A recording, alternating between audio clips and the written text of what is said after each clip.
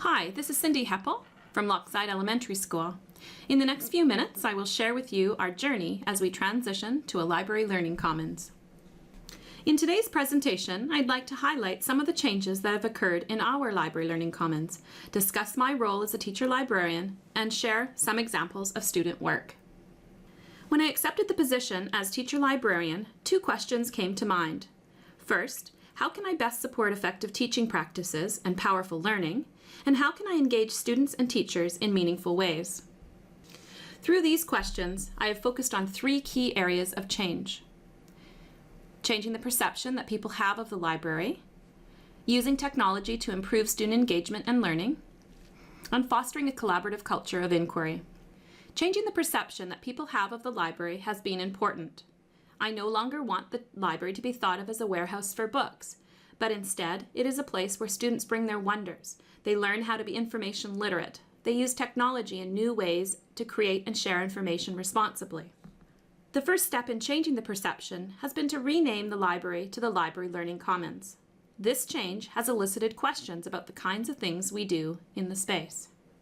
Another aspect of changing the perception has been to transform the physical space to meet the needs of our 21st century learners. It has been a goal to make the Library Learning Commons colorful, flexible, and a space that supports learning in different ways. I've worked to brighten up the space as well as make it more functional. Our thin cushions make it easier now for students to sit without damaging the books below. We have book bins that are uniform and are clearly labeled. Another part of our transition has involved purchasing new furniture. As you can see, we started out with these folding picnic tables and now have these tables that can be easily grouped together for collaborative work and rearranged for different purposes. The tables easily flip up so they can be cleared out of the way quickly to open the space up for large group presentations. As part of the transformation, I try to incorporate inviting book displays regularly. I've also created a few cozy reading areas for our students. Changing the perception that people have of the library has also involved taking a look at the kinds of activities that we plan. Do you remember the Chia Pet craze? Well, I took this idea and put a little twist on it. Students in grade 3 selected their favorite book character and recreated it on a cup that they planted grass seeds in. Students took care of their characters and were excited to watch the hair grow. It was a fun way to connect the plant unit in grade 3 science curriculum to their favorite book characters. In February last year, I organized a For the Love of Reading event. Students were asked to bring in books they no longer were reading at home that were still in good condition.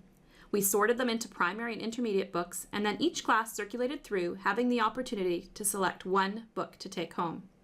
Here is one very happy group of students holding up their new books.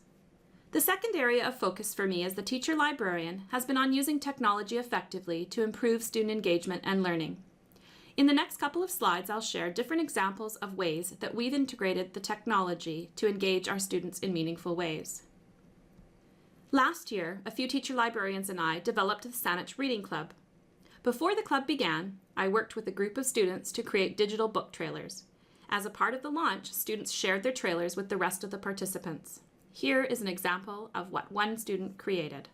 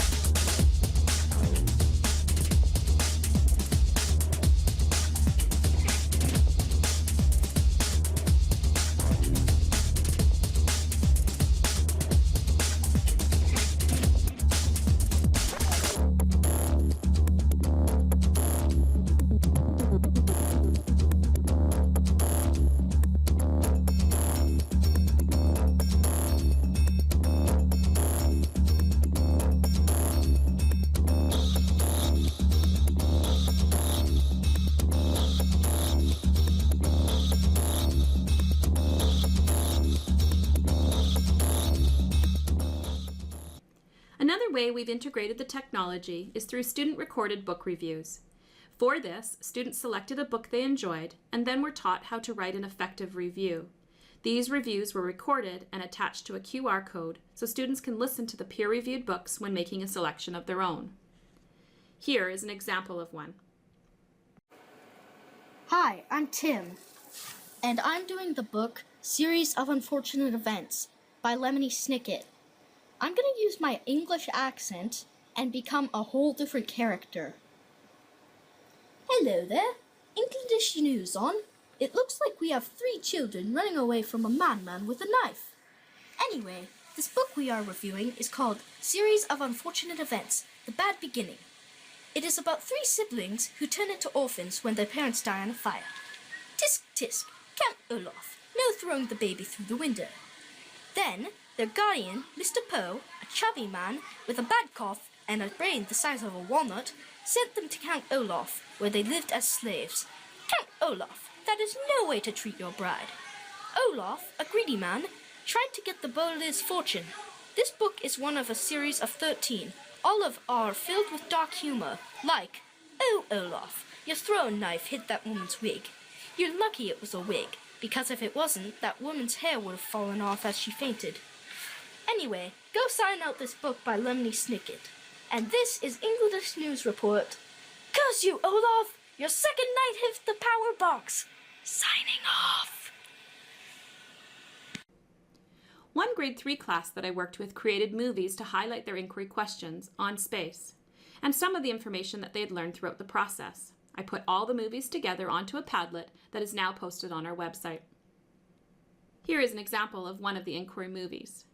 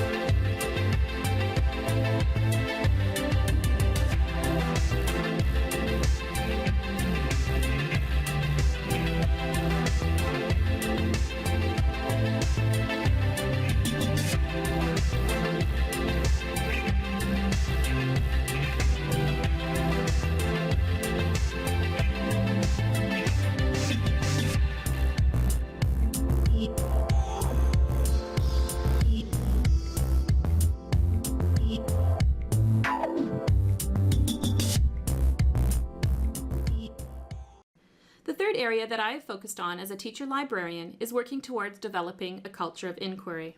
Whenever we change our practice or incorporate new ideas, I think it's important to understand why we are doing it. Inquiry is a powerful approach to teaching and learning. Through inquiry, students learn information literacy skills, how to learn, curriculum content, literacy competence, and valuable social skills.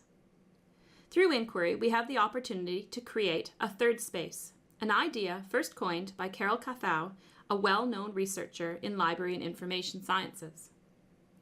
We achieve third space by uniting the first space, a student's knowledge of the outside world, and the second space, the curriculum content. When we create third space, meaningful, lasting learning occurs. By looking at this photo, answering the question, why inquiry, is easy. A picture in this case is certainly worth 1,000 words. Last year, I worked with a grade 2 class and their teacher to put a twist on a traditional research project. At the end of the project, I put together a slideshow of a number of animals that had become extinct. The students became so curious that they asked all kinds of powerful questions around extinction. This one little boy, who has challenges with self-regulation and often needs teacher support to stay on task in the class, became so committed to his inquiry. The challenging behaviors that were fairly typical seemed to disappear.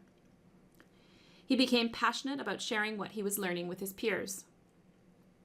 The story gets better. This year, my little grade 2 friend finished his work and pulled me aside. He said, "Mrs. Heppel, may I go work on my Zanzibar leopard inquiry?" Powerful proof that inquiry works. Now that you have a sense of why I've been focusing on inquiry, I would like to share a little bit about my role as the teacher librarian throughout the inquiry process. Because the inquiry approach is fairly new at our school, I have taken a lead role in sharing information with administration, teachers, students, and parents. We've had conversations and I've provided resources about what inquiry is, how we effectively use the approach, and how we assess student progress. As a teacher librarian, I have worked to plan and facilitate inquiry opportunities for students. Just recently, in connection to Remembrance Day, we started an inquiry on peace.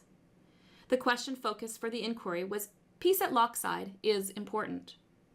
Students worked in collaborative think tanks to develop their questions following the rules listed on the chart. Ask as many questions as you can. Do not stop to discuss or judge. Write down every question as it was asked and change any statements into questions. Here is a sampling of what students were asking. How does kindness help us, and why do we do it? Table 5. Why do people bully others? Table 6. What does peace at Lochside do for us? And table 7. Why are kids kind? After students categorized the questions into snappy, clappy, and stretchy questions, they decided what questions they were interested in exploring further. Another method of inquiry I have explored with students is object-based inquiry. Last year, we used the animals in our seaquarium tank to do an inquiry with a grade 1 class and a grade 4-5 class. The grade 1s explored animal characteristics, and the grade 4-5s examined human impact on our coastal animals. The collaborative opportunities that this presented between the primary and the intermediate students led to deep, meaningful learning for all of our students. As part of the inquiry, students were gathering information from experts at Gorge Waterway Nature House. We were able to go on this field trip because I had applied for a grant and received funding to cover transportation, admission, book resources, and a class set of magnifying glasses for our library learning commons. Part of my role as a teacher librarian throughout the inquiry process has been to help teachers with assessment. Recently, we started to explore digital portfolios with an intermediate class as a way to document their learning throughout the inquiry process. An important part of the digital portfolio is the blog where students will reflect on their process. As we know, this is a key component of inquiry and meaningful learning. In the upcoming months, my plan is to continue to focus on the transition to Library Learning Commons, and as we explore the new curriculum, I will continue to work with our learning community to build a culture of inquiry. I'm looking forward to continued conversations regarding the kinds of resources that will be necessary for us to keep moving forward. I'd like to end with one of my favorite quotes. "We cannot become what we need to be by remaining what we are." I hope this presentation has highlighted some of the changes in our Library Learning Commons and the direction we are headed. We are entering some exciting times in education, and I am thrilled to be a part of the journey.